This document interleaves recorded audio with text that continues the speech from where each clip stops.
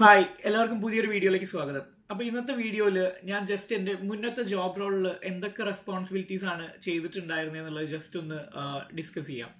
അതായത് നമ്മൾ ഈ എഡ്യൂക്കേറ്റർ എന്നുള്ള വേർഡ് കേൾക്കുമ്പം അധികവും വിചാരിക്കുന്നത് ഈ ജോബിൽ വരുന്നതെല്ലാം ടീച്ചിങ് മാത്രമാണ് എന്നായിരിക്കും അല്ലേ. പക്ഷേ ടീച്ചിങ്ങിനേക്കാളും കൂടുതൽ കുറേ കൂടെ കാര്യങ്ങൾ നമ്മൾ അതിൽ ചെയ്യുന്നുണ്ടായിരുന്നു, ഒരുപാട് റെസ്പോൺസിബിലിറ്റീസ് ഉണ്ടായിരുന്നു. അപ്പോൾ ഞാൻ ജസ്റ്റ് ബ്രീഫായിട്ട് അത് എന്തൊക്കെയാണ് നമ്മൾ ചെയ്തിട്ടുണ്ടായിരുന്നത് എന്നൊന്ന് എക്സ്പ്ലെയിൻ ചെയ്തു തരാം.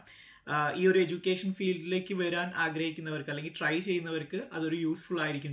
അപ്പോൾ എൻ്റെ previous job practice education facilitator എന്നതായിരുന്നു. അതായിരുന്നു ഡെസിഗ്നേഷൻ. അതായത് international nurses education and development ടീമിൽ എഡ്യൂക്കേറ്റർ ആയിട്ടാണ് ഞാൻ വർക്ക് ചെയ്തിട്ടുണ്ടായിരുന്നത്. ഇപ്പോൾ ഞാൻ ആ ജോബിൽ നിന്ന് റിസൈൻ ചെയ്തു. പുതിയൊരു ഹോസ്പിറ്റലിൽ വേറൊരു റോളിലാണ് ഇപ്പോൾ വർക്ക് ചെയ്യുന്നത്. എഡ്യൂക്കേഷൻ തന്നെയാണ്, പക്ഷേ ഇന്റർനാഷണൽ നഴ്സസിൻ്റെ എഡ്യൂക്കേഷൻ മാത്രമല്ല, അങ്ങനത്തെ ഒരു റോളിലേക്ക് ഇപ്പം മാറി. അത് ഞാൻ വേറൊരു വീഡിയോയിൽ എക്സ്പ്ലെയിൻ ചെയ്യാം എന്താണെന്നുള്ളത്. അപ്പോൾ ഈ ഒരു practice education facilitator for international nurses എന്നുള്ള റോളിൽ നമ്മൾ എന്തൊക്കെ കാര്യങ്ങളാണ് ചെയ്തിരുന്നത് എന്നുള്ളത് ജസ്റ്റ് ഒന്ന് എക്സ്പ്ലെയിൻ ചെയ്യാം.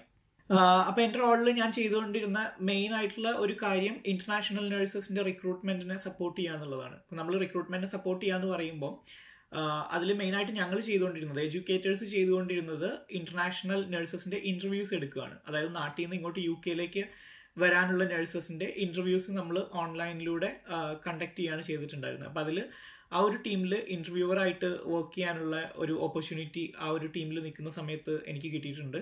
അപ്പോൾ അങ്ങനെ ഇൻ്റർവ്യൂവർ ആവാനും നമ്മൾ സ്പെഷ്യൽ സ്റ്റഡി ഡേയ്സ് അറ്റൻഡ് ചെയ്യേണ്ടതുണ്ട്. അപ്പോൾ ഹോസ്പിറ്റലിൽ തന്നെ നടക്കുന്ന ഒരു സ്റ്റഡി പ്രോഗ്രാമിന് നമ്മളെ വിട്ടിട്ടുണ്ടായിരുന്നു ഇൻ്റർവ്യൂ ട്രെയിനിങ്ങിന് വേണ്ടിയിട്ട്. അങ്ങനെ 2 ദിവസം ആ ഒരു സ്റ്റഡി ഡേ അറ്റൻഡ് ചെയ്തിട്ടാണ് value and attitude based interviewer എന്നുള്ളൊരു കോഴ്സാണത്.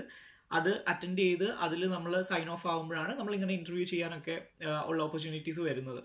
അപ്പം ഈ ഒരു കോഴ്സ് കഴിഞ്ഞ് കഴിയുമ്പം നമ്മൾ ഇന്റർനാഷണൽ നഴ്സസിനെ മാത്രമല്ല, നമ്മൾ ഹോസ്പിറ്റലിൽ നടക്കുന്ന വേറെ ഒരുപാട് ഡിപ്പാർട്ട്മെൻറ്റിൽ നടക്കുന്ന ഇൻ്റർവ്യൂസിലും ഇൻ്റർവ്യൂവറായിട്ട് ഇരിക്കാനുള്ള ഓപ്പർച്യൂണിറ്റി ഉണ്ടായിട്ടുണ്ട്. അപ്പോൾ നമ്മൾ ഈ ട്രെയിനിങ്ങിൻ്റെ സമയത്ത് നമ്മൾ അവർ പഠിപ്പിക്കും എങ്ങനെയാണ് ഇൻ്റർവ്യൂ എടുക്കേണ്ടത്, അല്ലെങ്കിൽ ആ ഒരു പ്രോസസ്സ് എന്താണ് എന്നുള്ളതൊക്കെ പഠിപ്പിച്ച് നമ്മളെ പ്രാക്ടിക്കലി അത് അസസ് ചെയ്ത് സൈൻ ഓഫ് ചെയ്തതിന് ശേഷമാണ് നമ്മളിങ്ങനെ ഈ റിക്രൂട്ട്മെൻറ്റിൻ്റെ സമയത്ത് ഇൻ്റർവ്യൂവറായിട്ട് ഇരുന്നിട്ടുണ്ടായിരുന്നത്.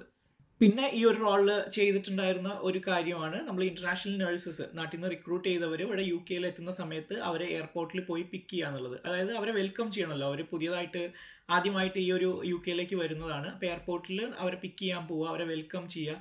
അതൊന്നും എപ്പോഴും നമ്മൾ ചെയ്യേണ്ട കാര്യമല്ല. നമ്മുടെ ടീമിൽ അതിന് അഡ്മിനിസ്ട്രേറ്റീവ് സ്റ്റാഫ്സ് ഉണ്ട്. പക്ഷെ അവർ ഇല്ലാത്ത സമയത്ത് അല്ലെങ്കിൽ അവർ ബിസി ആവുന്ന സമയത്ത് ഞങ്ങൾ എഡ്യൂക്കേറ്റേഴ്സും ഇതേപോലെ എയർപോർട്ടിൽ പോയി ഇന്റർനാഷണൽ നഴ്സസിനെ അവിടുന്ന് വെൽക്കം ചെയ്യുന്ന ആ ഒരു ടീമിൻ്റെ കൂടെയും വർക്ക് ചെയ്തിട്ടുണ്ട് അല്ലെങ്കിൽ പോവാറുണ്ട്.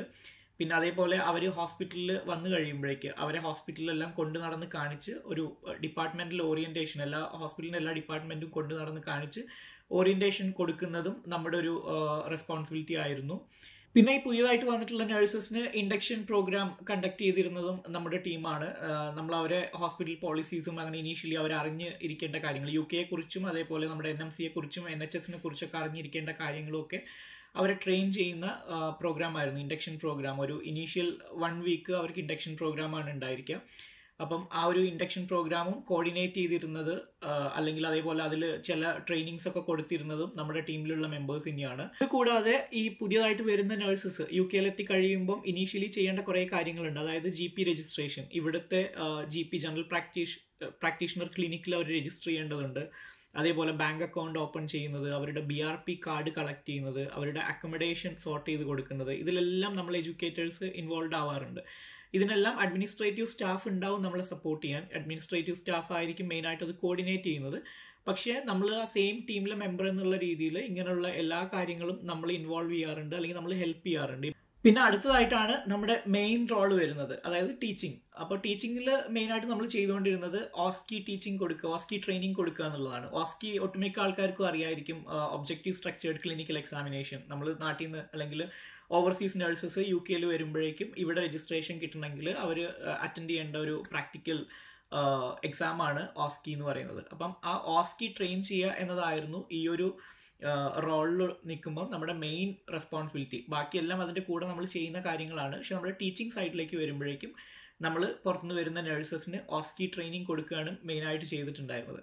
അപ്പോൾ നമ്മൾ അവരെ തിയറി ക്ലാസ് എടുക്കും, അതിനുശേഷം അവർക്ക് പ്രാക്ടിക്കലി അത് ചെയ്ത് കാണിച്ചു കൊടുക്കുക ആ ഒരു സ്കില്ല്. പിന്നെ അവരെ അവർ ചെയ്യുന്ന സമയത്ത് നമ്മൾ അസസ് ചെയ്യും. അതേപോലെ തന്നെ നമ്മൾ മോക്ക് എക്സാംസ് കണ്ടക്ട് ചെയ്യും. ഇങ്ങനത്തെ കാര്യങ്ങളെല്ലാം ഈ ടീച്ചിങ് റിലേറ്റഡ് ആയിട്ട് വരുന്നതാണ്.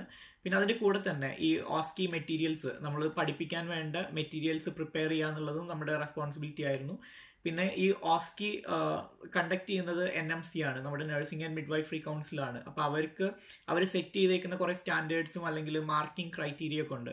അപ്പോൾ നമ്മൾ ആ മാർക്കിംഗ് ക്രൈറ്റീരിയ ഒക്കെ അപ്ഡേറ്റ് ആവുന്നുണ്ടെങ്കിൽ അതിനനുസരിച്ച് നമ്മുടെ ടീച്ചിങ്ങിൽ അപ്ഡേഷൻസ് വരുത്തുക, ടീച്ചിങ് മെറ്റീരിയൽസ് പ്രിപ്പയർ ചെയ്യുക, നമ്മൾ ക്ലാസ് നടക്കുന്ന റൂംസ് ബുക്ക് ചെയ്യുക. ഇപ്പം നമുക്ക് ഒരു ട്രെയിനിങ് സെൻറ്ററിലായിരിക്കും ക്ലാസ് നടക്കുന്നുണ്ടായിരിക്കുക.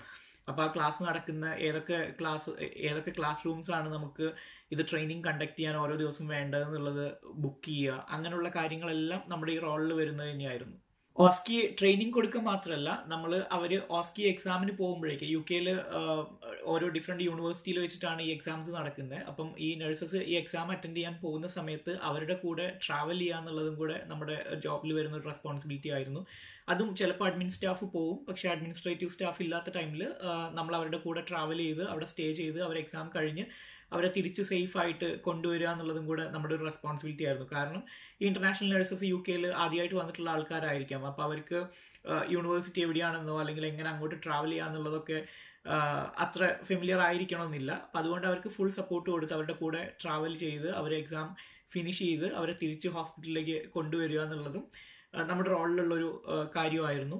പിന്നെ ഞാൻ ഈ പറഞ്ഞ കാര്യങ്ങളൊക്കെ എല്ലാ ട്രസ്റ്റിലും സെയിം ആയിരിക്കണമെന്നില്ല. എല്ലാ ഹോസ്പിറ്റൽസിലും ഇതേപോലെ ഓസ്കിക്ക് അവരുടെ കൂടെ എഡ്യൂക്കേറ്റേഴ്സ് ട്രാവൽ ചെയ്യണമെന്നില്ല. അല്ലെങ്കിൽ ഇതുവരെ ഞാൻ പറഞ്ഞ റെസ്പോൺസിബിലിറ്റീസിൽ ചില വ്യത്യാസങ്ങൾ ഓരോ ഹോസ്പിറ്റലിൻ്റെയും ക്രൈറ്റീരിയ അല്ലെങ്കിൽ പോളിസി അനുസരിച്ചിട്ട് മാറ്റം ഉണ്ടാവും. എല്ലായിടത്തും ഇതേ സെയിം കാര്യങ്ങളായിരിക്കില്ല. പക്ഷേ ഇന്റർനാഷണൽ നഴ്സിംഗ് ടീമിലെ ഒരു എഡ്യൂക്കേറ്റർ എന്നുള്ള രീതിയിൽ അധിക ഹോസ്പിറ്റലിലും ഏകദേശം ഇതിനോട് സിമിലർ ആയിട്ടുള്ള കാര്യങ്ങൾ തന്നെയായിരിക്കും എഡ്യൂക്കേറ്റേഴ്സ് ചെയ്യുന്നുണ്ടായിരിക്കാം.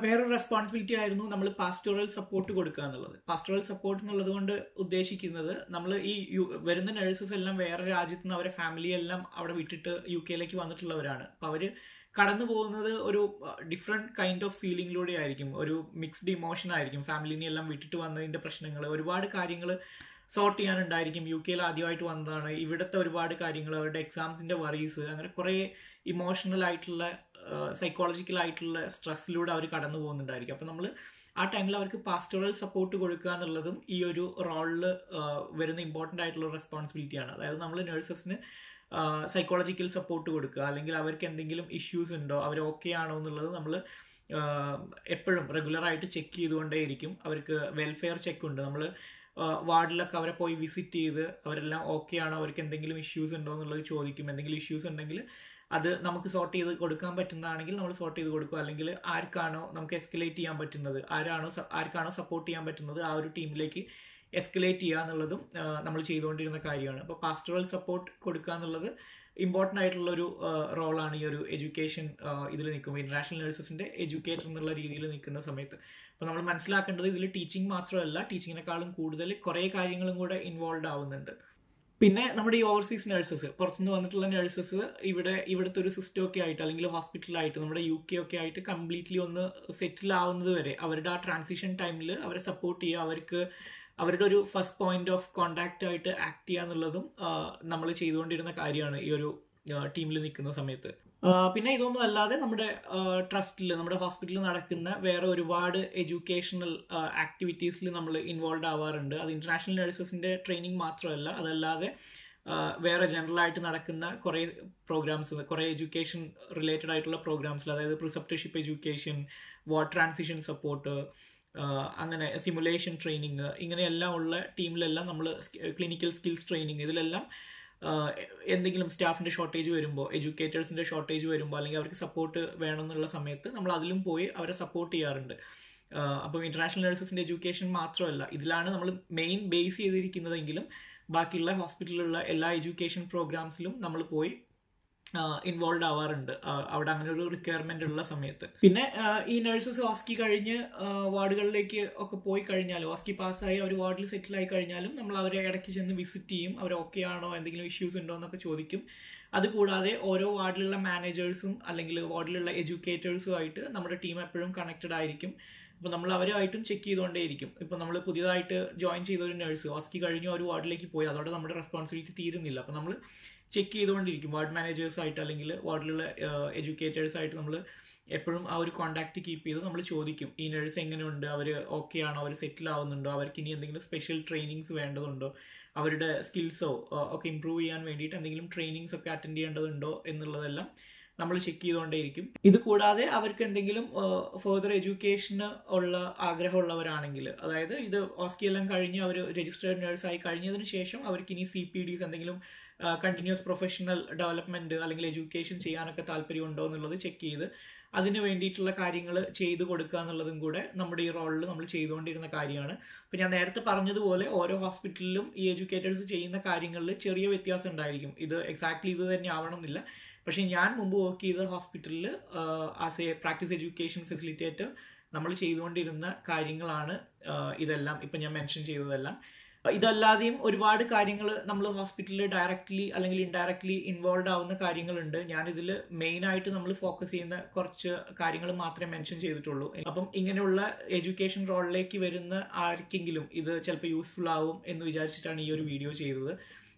എനിക്ക് മെസ്സേജ് വരാറുണ്ട്, ഇങ്ങനെ ഒരു റോളിൽ എന്താണ് ചെയ്യുന്നത് പൊതുവേ എന്നുള്ളതൊക്കെ എക്സ്പ്ലെയിൻ ചെയ്തിട്ട് വീഡിയോ ഇടാവോ എന്ന് ചോദിച്ച് മുന്നേ എല്ലാം മെസ്സേജ് വന്നിട്ടുണ്ടായിരുന്നു. അപ്പം ഇങ്ങനെയുള്ള റോളിലേക്ക് വരാൻ ആരെങ്കിലും ആഗ്രഹം ഉണ്ടെങ്കിൽ അവർക്കിത് യൂസ്ഫുൾ ആവട്ടെ. നമുക്ക് വേറൊരു വീഡിയോയിലൂടെ വീണ്ടും കാണാം. Thank you for watching.